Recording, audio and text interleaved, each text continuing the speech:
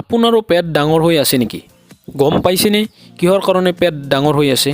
কি খাদ্য খোৱাৰ ফলত পেট ডাঙৰ হৈ আছে?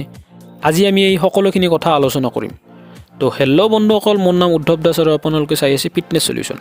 বন্ধুসকল, আজি আমি আলোচনা কৰিম পেট কিয় ডাঙৰ হয়, কি বস্তু খালে পেট ডাঙৰ হয় বা পেটৰ চৰ্বি বাঢ়ে।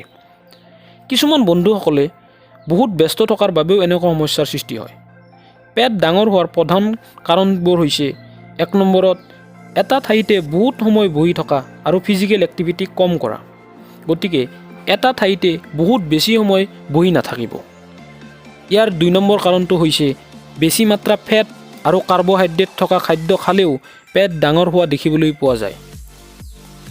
3 নম্বৰ কাৰণটো হৈছে খাদ্য খায়ে টোপনি দিলে পেটৰ চৰ্বি বঢ়াৰ সম্ভাৱনা বেছি থাকে।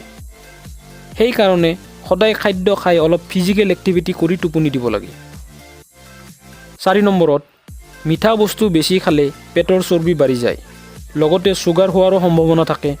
গতিকে মিঠা বস্তু বেছি খালেও পেট ডাঙৰ হোৱাৰ সম্ভাৱনা থাকে। 5 নম্বৰত লাগতিয়ালতকৈ কম টোপনি মৰা এটা ৰিচাৰ্চৰ পৰা পোৱা গৈছে 7 ঘণ্টাৰ কম টোপনি মৰা মানুহবোৰ মোটা হোৱাৰ বেছি সম্ভাৱনা থাকে। 6 নম্বৰ কাৰণটো হ'ল কিছুমান ঔষধৰ ছাইড ইফেক্টৰ কাৰণেও মোটা হোৱাৰ সম্ভাৱনা বহুত বাঢ়ি যায়। ইয়াৰ 7 নম্বৰ কাৰণটো হ'ল মদ বা ৱাইন আৰু ধূমপান বেছি মাত্ৰা কৰিলেও মোটা হোৱাৰ সম্ভাৱনা বহুত পৰিমাণে বাঢ়ি যায়। ইয়াৰ 8 নম্বৰ কাৰণটো হ'ল বেছি মাত্ৰা ঘিউ আদি তেনেকুৱা বস্তু খালেও পেটৰ চৰ্বি বাঢ়া দেখিবলৈ পোৱা যায়। এয়া আছিল পেট ডাঙৰ হোৱাৰ প্ৰধান কাৰণবোৰ। ভিডিঅ'টো ভাল লাগিলে লাইক কৰিব, কিবা জানিব থাকিলে কমেণ্টত জনাব আৰু শ্বেয়াৰ কৰিবলৈ নাপাহৰিব।